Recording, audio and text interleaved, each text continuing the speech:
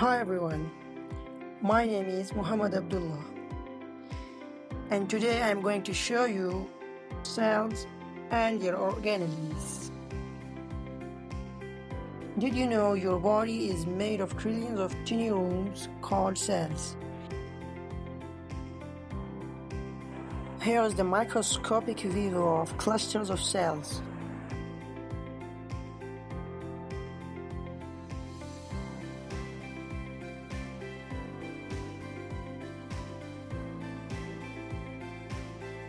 The estimated value of cells in an average human body is 37 trillion.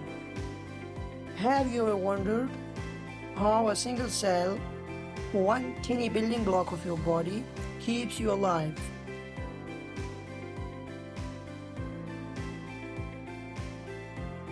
Inside each cell are even small machines called organelles, working around the clock to keep you alive. Today we will meet them and see how they work together. So that's the general structure of the animal cell, which can contain many of the organelles, such as nucleus, mitochondria, centrioles, Golgi body, lysosomes, ribosomes, and the endoplasmic reticulum. So the first one is nucleus, which is also called the balls of the cell. So that's the structure of the nucleus, which can contain many components like nuclear pores, genetic material, nuclear envelope, and nucleolus. So the basic function of nucleus is that it can contain all the instructions of the cell. It can act as the cell's instruction book. DNA. It tells everyone else what to build and when to build, like make this protein or fix that enzyme. Everything in a cell follows its orders. The second one is ribosomes, which are the protein chefs. They are tiny round dots starting parts labeled. So a ribosomes can contain two subunits. The first one is larger and the second one is smaller. The larger subunit is the upper unit and the smaller subunit is the lower unit. When these two units can combine, it can make a single unit, which is called the ribosome. They read the nucleus recipes and mix up amino acids. Think of them like ingredients to cook proteins. Your ribosomes make 2 million proteins every second. The third one is endoplasmic reticulum. The endoplasmic reticulum, or ER, is the cell's assembly line. So here are the two types of endoplasmic reticulum.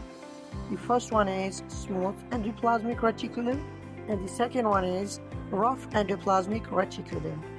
When these two, the smooth and the rough, combine, it can make a network of endoplasmic reticulum which can contain the both smooth and the rough ER.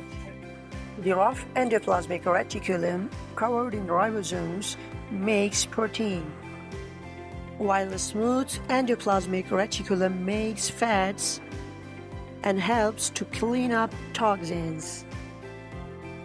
So the fourth one is Golgi apparatus, the packing and shipping center.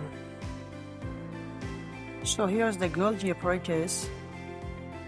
This is the general structure of the Golgi apparatus, which can contain three components.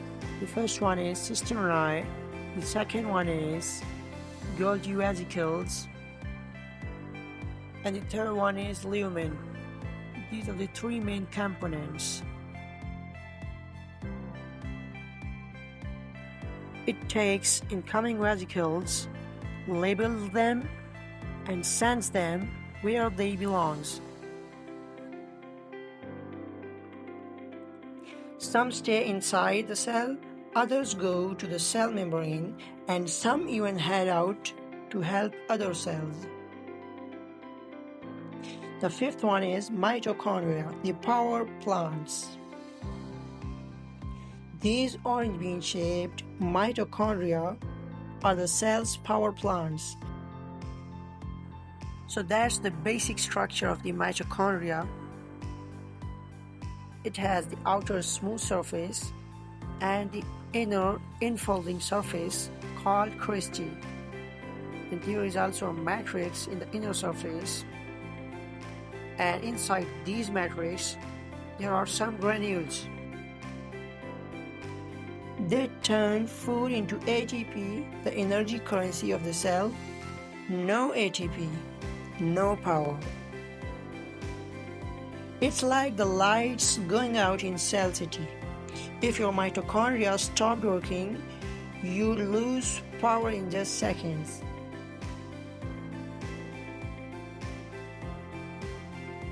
The sixth and the last one is lysosomes. Lysosomes are the cleanup crew.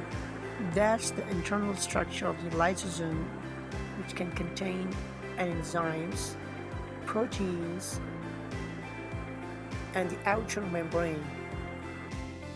They are filled with digestive juices that break down waste and fight off invaders like viruses and bacteria.